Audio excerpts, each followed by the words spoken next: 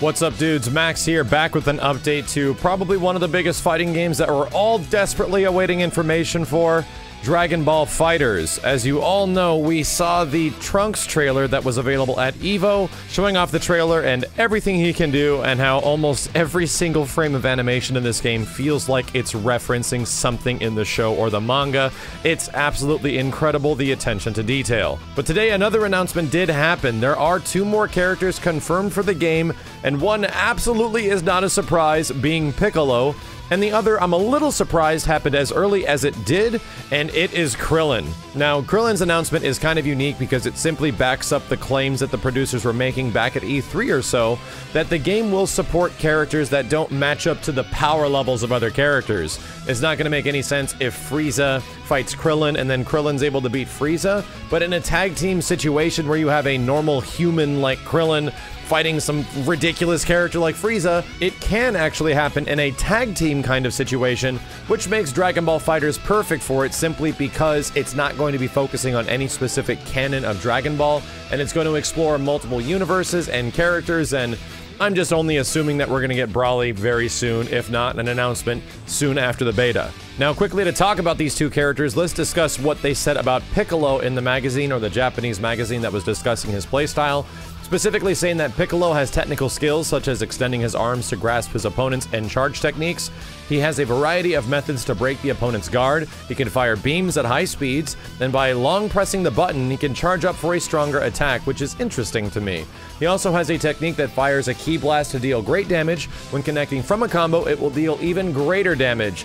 So it seems like these ki blast things will actually be more damaging if the combos are longer, and he also has something that benefits from long button presses, meaning that if you press the button or hold it down longer for certain special attacks or charges, you will actually get stronger special attacks as a result, which is pretty damn cool. Of course, we all know a lot of the Piccolo's playstyle is going to resemble some other Dragon Ball fighting games, specifically Hyper Dragon Ball Z, with stretchy arms and things like that. But I find it kind of funny that there's already another character in the Guilty Gear universe that has really stretchy limbs, and one that I liked a lot, which was Raven in Guilty Gear Xrd Revelator.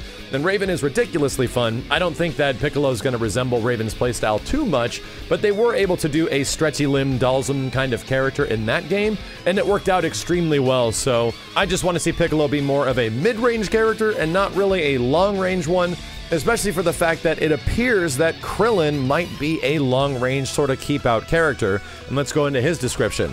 Krillin has a low power and reach, but he has a variety of techniques. He uses the Kamehameha, meaning fighting from a distance should not be a problem, but he can also use skills to confuse the enemy, such as the after image technique. It leaves behind an image of Krillin before running and doing an attack.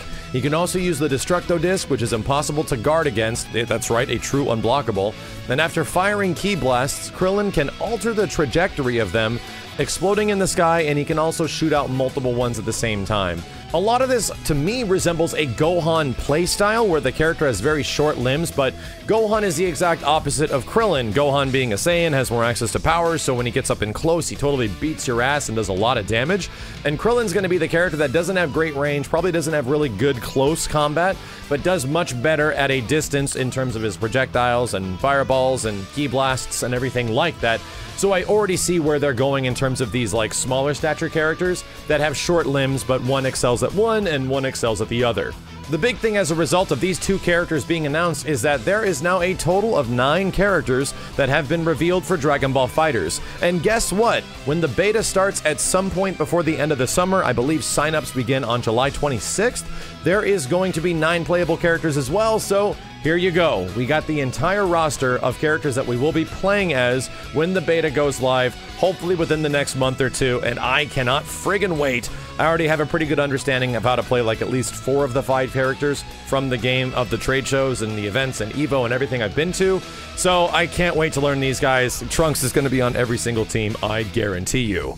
Now, outside of that, there's something I did want to share with you guys, because there was interviews with the producers and the people making Dragon Ball FighterZ at EVO that is interesting to talk about. But in this same article, there was another part that was specifically talking about Trunks and showing his stuff off. A lot of stuff we had already seen from the trailer, but at the bottom of the page is probably one of the most interesting things, because it is the first example we get to see of the online mode. Yep, this is an early idea of what the lobby system is going to be like for Dragon Ball FighterZ. And guess what? It looks just like Guilty Gear Xrd, which is fan-freaking-tastic. You get these small icons that represent your character, you walk around manually in this little world, then meet up with other players in a lobby and challenge them to matches. Then they have a battle stage example where you fight other people. This is simply just like arcade machines that are in Guilty Gear Xrd Revelator. I'm thrilled that they're extending this awesome lobby system because it was one of my favorite things of the game.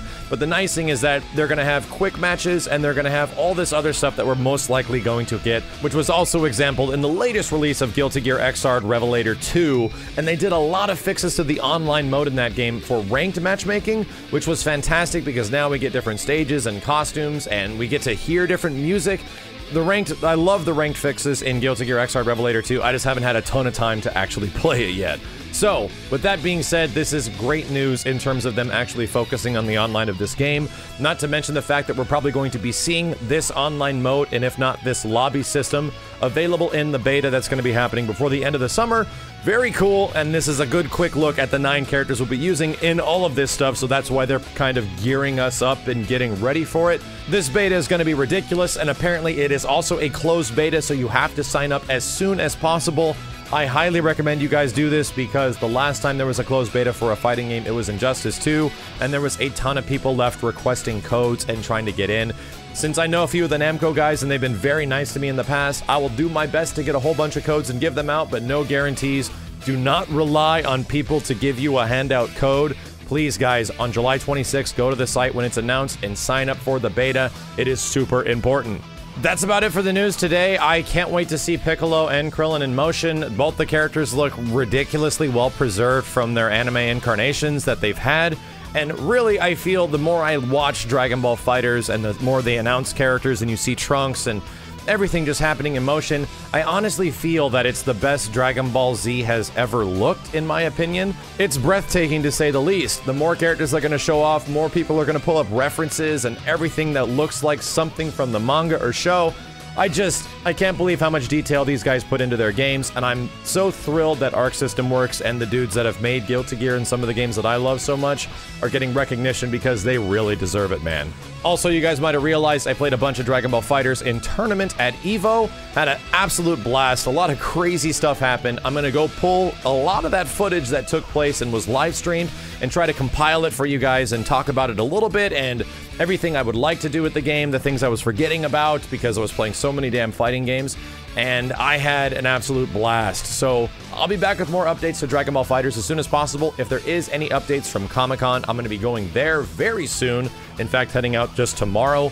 So if there's any updates, if it's playable, if it's there, if there's any announcements, I'll be back to update you dudes as soon as possible, and I appreciate you sticking around.